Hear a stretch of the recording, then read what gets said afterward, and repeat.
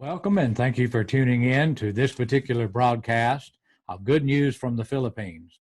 We have speaking to us at this session Brother Jann Diamante, who preaches to the Commonwealth Church of Christ. And the Commonwealth in the Philippines is located in the Metro Manila area. Brother John came to us at the Memphis School of Preaching in the year 2000. He came to us from the Philippines, and upon graduation, he returned in the year 2002. After going back home, he met and married a young, fine Christian lady who is named Kathy. And then also, to this union has been born a son named Samuel, and then a daughter named Iris. Brother John is a good man. Brother John is doing a great work. I'm going to let him tell you about all the work that he's doing. I think you'll be impressed with it. So we invite you to stay tuned in and now give your attention to Brother Jann Diamante on Good News from the Philippines. Hello everyone, kumusta? My name is Jann Diamante. I graduated from MSOP in 2002, and this is some 18 years ago. After finishing my biblical studies, I came back to my homeland, the Philippines. Less than a year later, I got married to Kathy Ingles. Kathy and I have been married for 17 years now, and we have two children. Samuel Keith is 16 years old, while Iris Isabel is well into her 11th year on this earth. My family and I labor with the Commonwealth Congregation here in Quezon City. This former capital of the Philippines has a population of more than 3 million people. I am grateful for this year's theme, which is taken from Acts chapter 20, verse 20. The verse has to do with teaching both publicly and from house to house. Here in our nation, it is the case that the public part has been put on hold temporarily. Public gatherings, mass transportation, and long-distance traveling are done on a limited basis. Replacing house to house is stay in the house for now. Like most, if not all of you, we have also been navigating the new world brought about by the recent turn of events.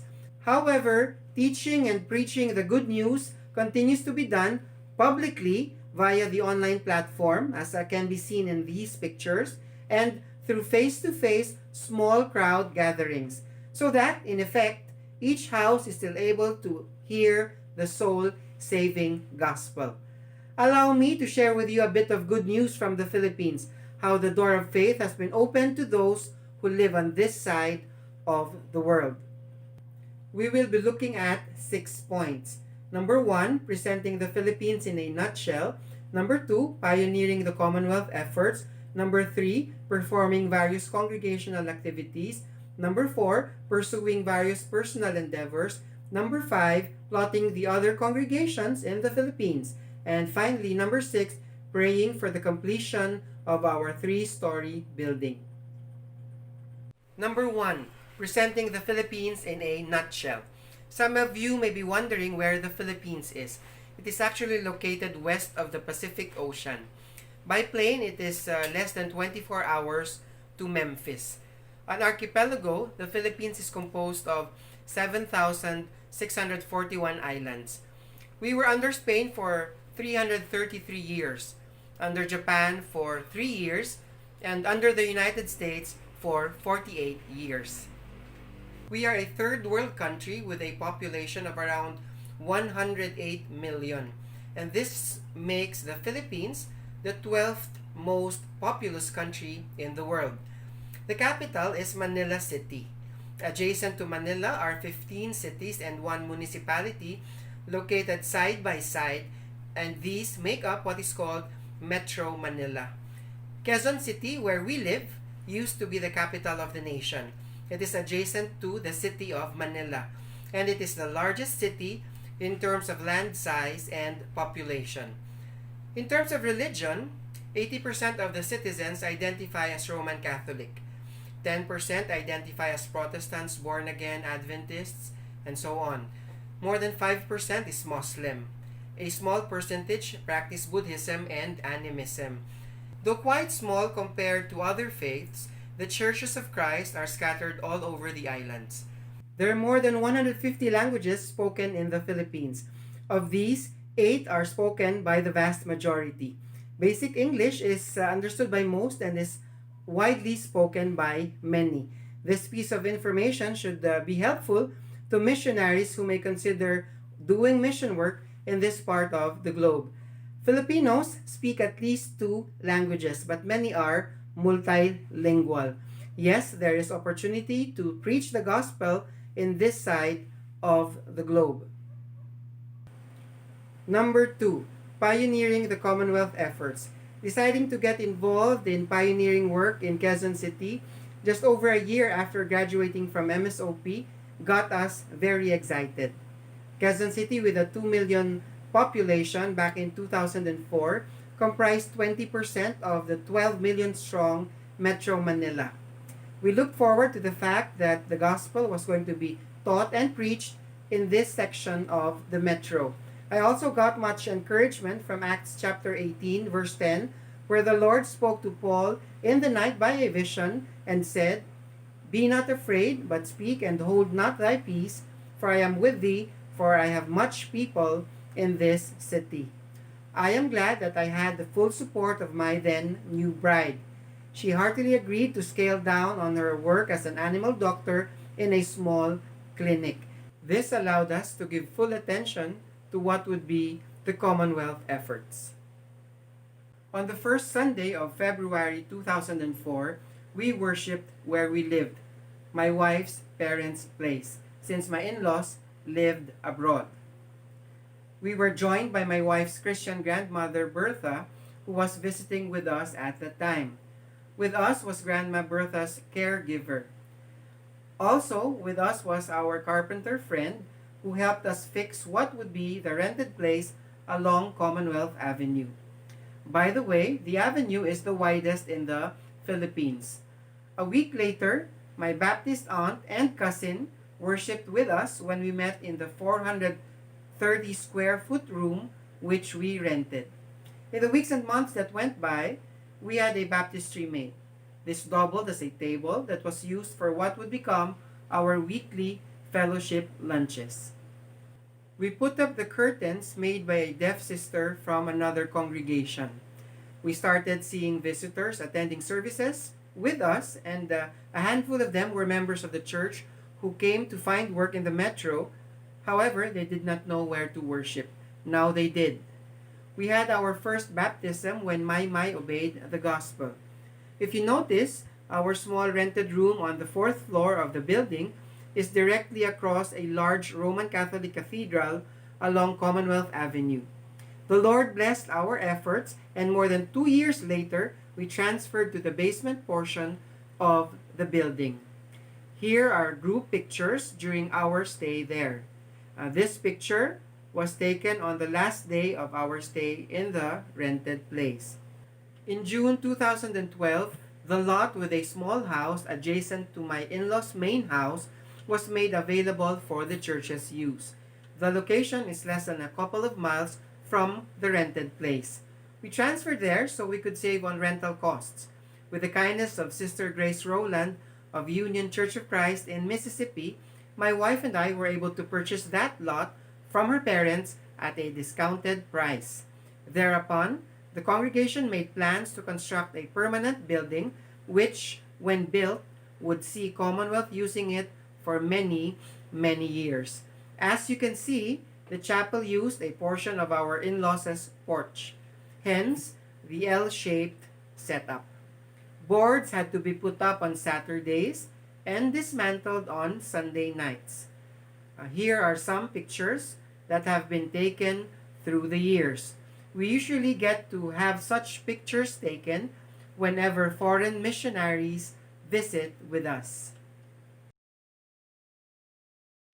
In January of 2019, we started renting a couple of rooms just a block away from the place where we worshiped for 6 years. This is because we demolished the small house, which we called home, since 2012.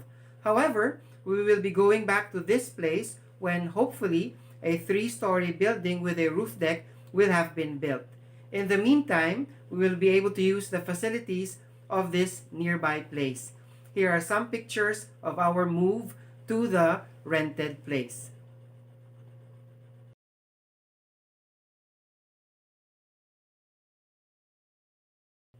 Number 3, performing various congregational activities. Over the course of the years, Commonwealth has been engaged in many activities. Our weekly schedules include a 30-minute singing class on Sunday mornings. This is followed by Sunday Bible classes. We hold classes for the kids, teens, and adults too. At times, one-on-one studies with prospects using the Search for Truth series are done during this time. Our worship services are held both in the mornings and in the evenings. Sometimes, deaf high school students grace us with their presence on Sundays. When they are around, we interpret to them. As mentioned, since 2004, we have been having weekly lunch fellowships. Those who are able to bring food share with those who are not in the position to do so. This way, no one is left behind. Some just give money to the ladies who are designated to cook. Not only does this regular lunch setup allow for bonding time, especially it enables us to have classes every Sunday afternoon. We also have midweek services every Wednesday night, which is followed by a simple fellowship dinner. This year, our monthly activities have been the following. First Sundays, men's business meeting and ladies class. In the past years, my wife did most of the teaching. However, lately, the ladies have been taking turns. Second Sundays, leadership training class. Third Sundays, New Testament survey class. Fourth Sundays, evangelism class where we give fishing reports. Here are some pictures of those that obeyed the gospel since August of last year. I am glad that the members are involved in the evangelistic efforts also.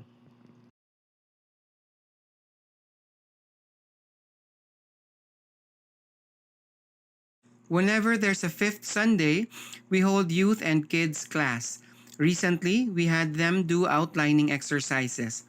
In the past, the afternoon classes also saw us engaged in sign language training class, Old Testament survey class, intertestamental survey class, music class, and so on. We usually hold 5 annual activities also. Other congregations attend most of these. The Youth and Kids Day Out is held during the last Sunday of January. After the devotional, we engage in Bible games and other activities. We have the summer camp during the month of May. Actually, due to expediency, we replaced our annual VBS with the summer camp. The 2-day camp is just done inside the chapel grounds. The attendees don't seem to mind at all. They think it's legit. We just walk to a nearby park in the late afternoon before we head back to the chapel for an evening of fellowship. At one time, congregations in the provinces learned about our activity and invited themselves. They did not mind sleeping on the floor, beside the pulpit, and in my in-laws' living room. We were jam-packed, but we had so much fun. The Bible Bowl is held every September. I prepare the English and Filipino questionnaires for this event. For the individual category, the participants are asked around 50 to 70 questions, which are taken from 5 to 6 chapters of a chosen Bible book. We also have Bible drill, after which we have the group category. We believe that learning can be fun too. For the annual Ladies' Day Out, the ladies travel out of the metro. There, they engage in spiritual activities and enjoy the place as well. Our special activities include Rudiments of Music, where I teach basic note reading. We also have seminars. We've had classes in Ephesians, Hebrews, Revelation, General Epistles, and so on. We had the privilege of attending twice the Fishers of Men seminar with Brother Barry Hatcher teaching that class. We are grateful to the late Brother Timothy Wilkes I for this one. We also hold lectureships. However, owing to limited budget, we do not get to host this annually. It has been our practice to take care of the food and lodging of the attendees, as traveling from the provinces is quite expensive for them already. Number 4, pursuing various endeavors. I am grateful to have been given the chance to be involved in local work since the start of the Commonwealth efforts. Aside from regular pulpit duties, visitations, and one-on-one Bible studies, I take part in the following endeavors. I teach a 1-hour religion class on Fridays at the Philippine School for the Deaf. This started with Brother Samuel Roach. This American missionary to the deaf who passed away recently went to my hometown in Midwestern Philippines and taught sign language when I was in 6th grade. Little did I know that I would be involved in the deaf efforts during my adult years. Opportunity to teach deaf students came when I started local work. I am grateful that our nation allows for religion class to be taught in public schools. If the school principal grants permission for you to teach, then you can teach. I travel for around 2 hours one way to teach the deaf students. Through the years, the grade 10 students of this public high school have been taught various topics including creation, sin, drinking, fornication, suicide, smoking, steps to salvation, acts of worship, and so on. I encourage fellow Christians to attend the class sessions with me. One of them has been actively involved in the deaf work. Leonel Humawid, a former Bible school student of mine, who placed membership with Commonwealth some 6 to 7 years ago, showed interest in the deaf ministry. He attended religion class sessions with me for a year. After introducing him to the high school coordinator, who's now the vice principal, he was accepted as a senior high math instructor in that deaf school. This development helped a lot. We're happy that he was able to bring the deaf students to the services of Commonwealth on many occasions. The challenge was the travel time, which took at least 1.5 hours during the weekends. Later on, it became more practical for Brother Lunel to live closer to the deaf school and transfer his membership to the Malate congregation. There, he has been able to bring the deaf students to Malate as it is just a few minutes away from the deaf high school. Brother Ronald Sapon, also a former Bible student of mine, is the current pulpit minister in Malate. I am glad that he welcomed my invitation to attend some religion class sessions these past months. I am happy to mention that 4 deaf students obeyed the gospel during the first quarter of this year and are with the Malate congregation. This is a win-win for the evangelistic efforts in the metro. I am also involved in 4C's Bible College as an online instructor.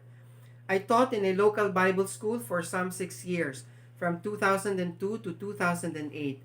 In 2011, Brother Billy Bland got me involved in teaching online classes at 4C's. The school is based in Singapore and is under the capable leadership of Brother Peter Chin, who serves as the school president.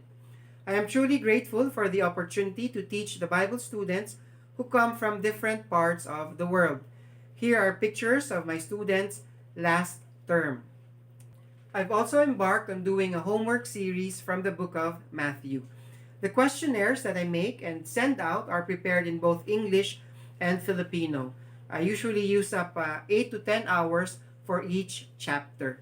The Commonwealth folks, adults, and the youth answer the questionnaires and submit these to the teachers in charge. Some congregations, upon learning about this activity, asked for copies as well. Those who are not very fluent in the English language appreciate the Filipino translation. I also do outlining classes. Brethren have made requests for me to conduct outlining classes, and so I have had to make trips to the provinces to teach them about outlining. I also appreciate the invitation to speak during lectureships and gospel meetings. I am grateful that the brethren trust me to teach them God's Word. We get to attend such gatherings some 3 to 4 times each year. My wife regularly speaks during the ladies' classes. Number 5, plotting the presence of some congregations in the Philippines. The archipelago that the Philippines is, it is divided into 3 major island groups: Luzon, Visayas, and Mindanao. Here are the congregations that I have either worked with, visited, or have heard about. Notice the ones in Metro Manila. Remember that the metro is composed of less than 20 cities adjacent to each other. Luzon. There have been many opportunities to visit many provincial congregations in the Luzon Island. Memberships of these congregations range from 10 to 50. Midwestern Philippines. I also enjoy visiting the congregations here as I was born in this part of the country. Last year, I also had the chance to visit Cebu, where my brother is a member. The lectureships in Mindanao are quite enjoyable. I get to eat the world-famous durian fruit when I go there. I hope you get to try it sometime. Most of the congregations here in the Philippines do not have elderships. It is hoped that in time, more congregations will be planted. And finally, praying for the completion of the 3-story building with roof deck. A piece of land has been made available for the use of the church. The area is roughly 2,152 square feet. That's the lot area. And we have been renting a place just a block away from here for this future 3-story building, which is located on the same place where we have been worshiping from 2012 to 2018. The small place here where we were meeting before was demolished to make way for the 3-story structure. Currently, the building is under construction. The ground floor, just below me, will house me and my family. The second floor, where I am standing on, is going to be the chapel auditorium. The 3rd story, which is going to be above me, is going to house the library, classrooms, and the kitchen. The roof deck will be a place for summer camps and the like. The building project is going to be done in 2 phases. Phase 1 is the construction of the first 2 stories of the building, down below and right where I am standing. And the second phase is the 3rd floor and the roof deck. As of now, we still need a sizable amount for phase 1 of the building project.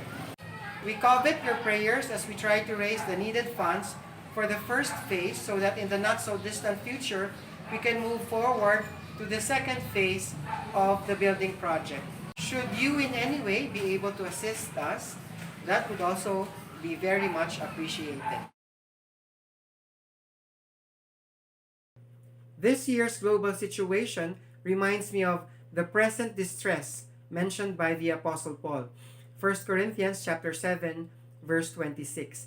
This notwithstanding, it is hoped that this simple presentation has refreshed you a bit. Thank you for giving me the opportunity to present the work with which we are involved. It is hoped that this little bit of good news from the Philippines will help to encourage you to continue teaching both publicly and from house to house. The Commonwealth congregation may be small, but it is doing its efforts in trying to reach out to as many precious souls as is humanly possible. May this quote from Revelation chapter 3 verse 8 remind us to keep on doing our share despite adversities. I know thy works, behold, I have set before thee an open door, and no man can shut it. For thou hast a little strength, and hast kept my word. I appreciate you all, brethren. God bless.